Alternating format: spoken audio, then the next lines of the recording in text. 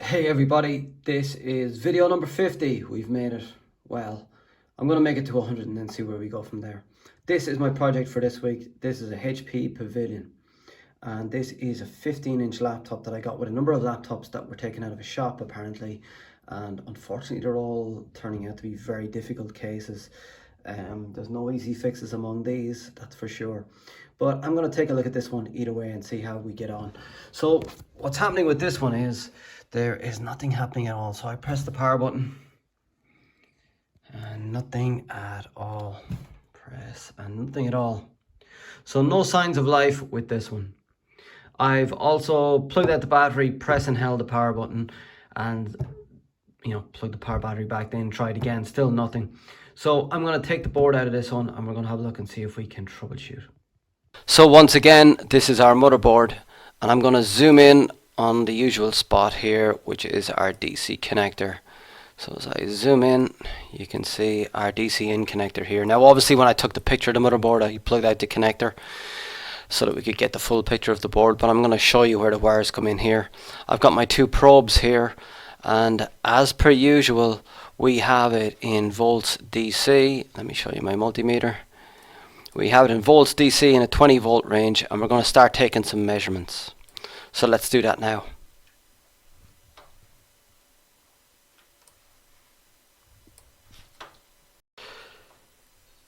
So we have our DC jack here with our cable plugged in.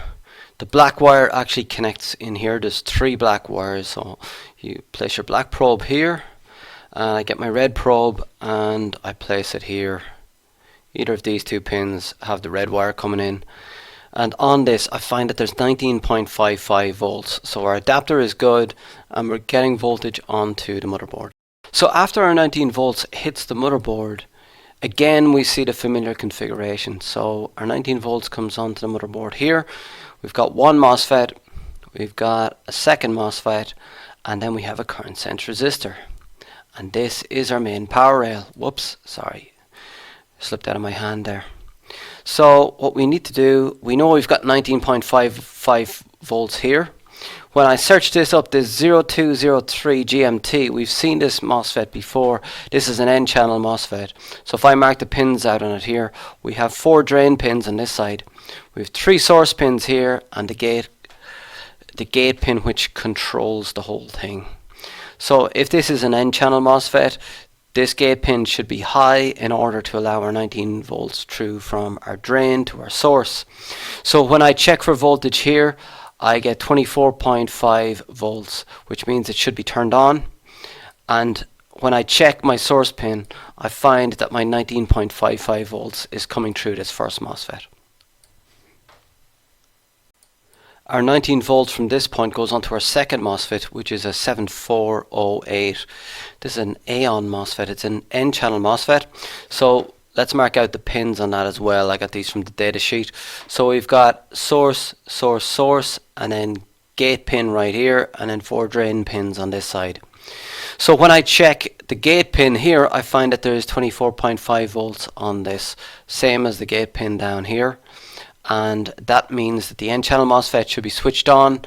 And when I measure here, I find that the 19.5 volts from this side is coming through our MOSFET and onto our current sense resistor right here. Now, if you're ever curious as to the value of these au150 current sense resistors, you can consult with the expert that I normally consult with, which is Google, of course.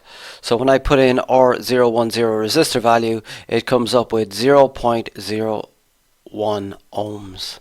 That is the value of our current sense resistor on this. Now these very, very rarely fail. You can certainly have it that a MOSFET will fail, either one of these 2 MOSFETs will fail, or if there's a fuse in there, that can certainly fail, but these very, very rarely fail. So when I measure on the other side of this current sense resistor, I find that the 19.55 volts is making it across this also. So our main 19 volt power rail looks good.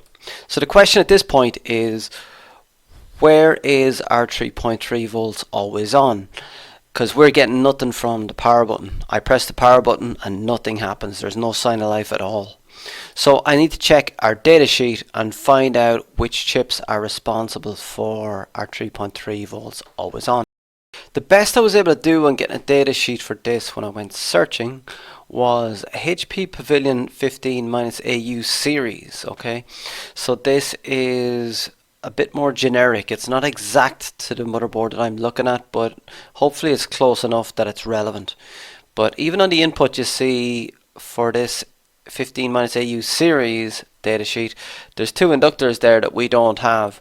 So there are going to be differences on this as well.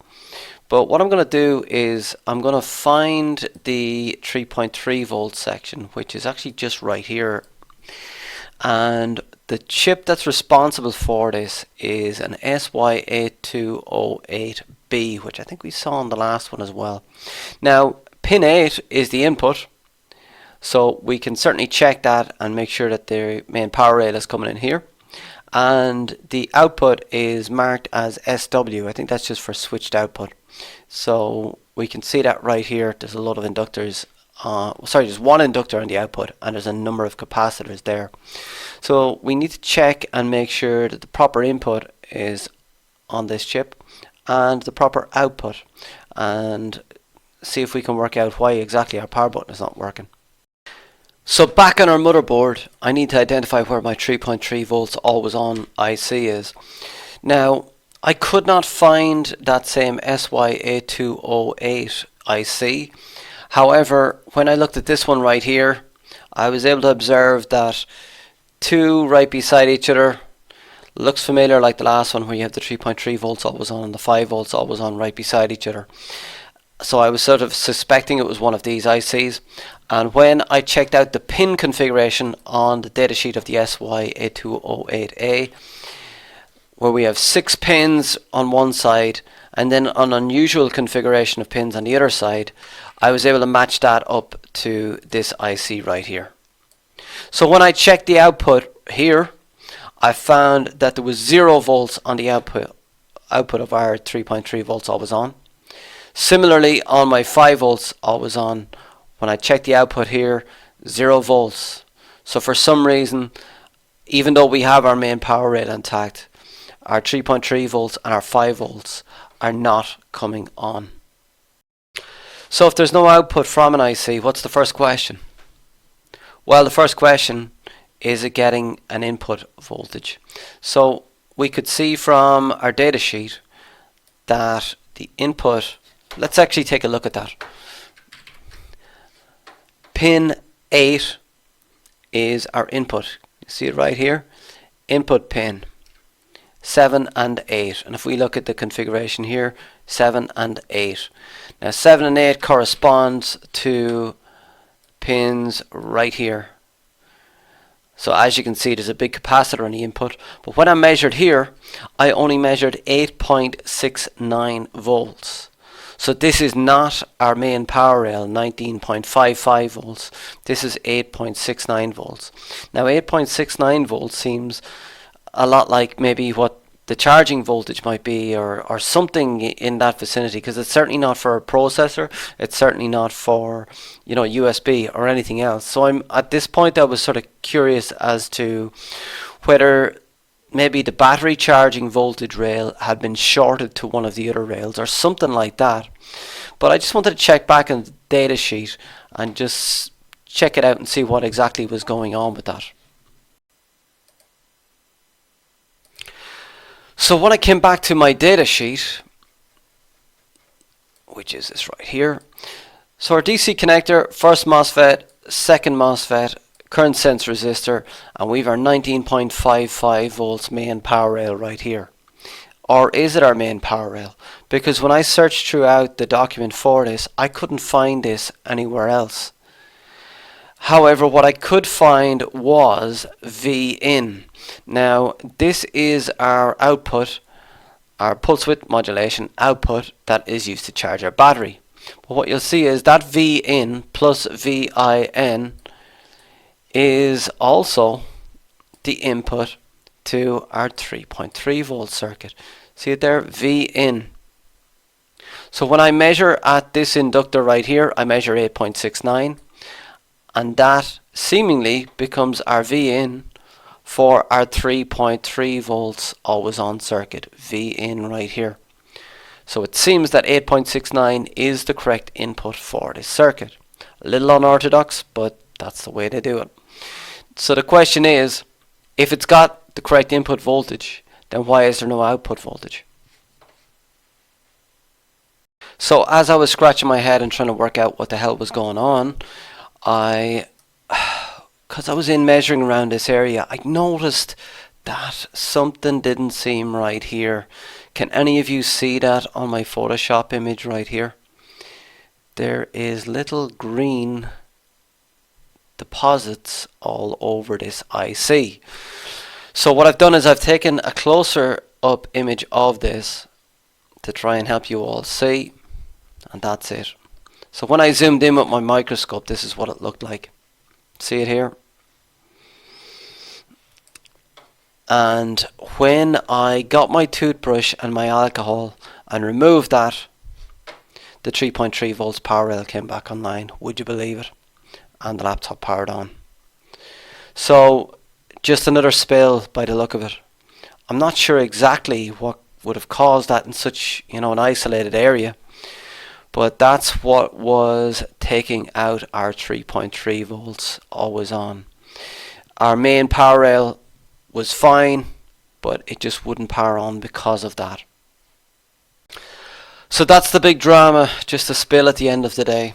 But I just want to say happy 50th everybody. This is the 50th video on the channel. I want to thank you all for watching along with me, because that's what I see this as. I'm trying to put together a little mini project every week so that I'm learning about how to repair the motherboards, because I'm not any expert, but I'm trying to build on my own skills, and what I want to try and do is just bring everybody with me. So that is number 50 done, and you won't get another message from me until 100, but there will be another video next week, and I hope to see you all there.